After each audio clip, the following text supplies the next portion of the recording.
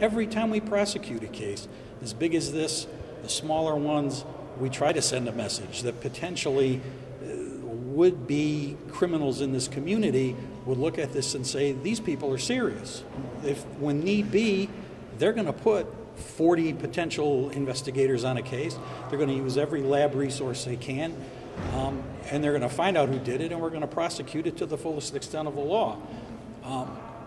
But when you step back from it, you think, does it make a difference?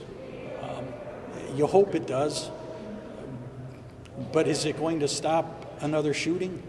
Is someone else not going to die as a result of, our prosecuting a case like this? I wish I could say that was true, but I'm a realist, and I know that that's not going to be the case. I have got one question. In your closing statements, you said that James Moore was a criminal, a violent criminal.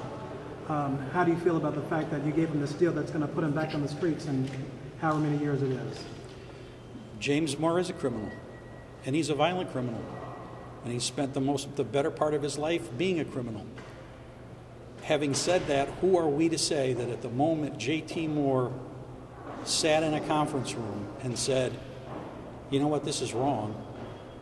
I'm not doing this just for me, I'm doing this because it's just flat wrong. Whether he accepted and lived, and he did, the gang lifestyle that he did at some point, I believe, and I believe he did too, and does, that there was a line that was crossed.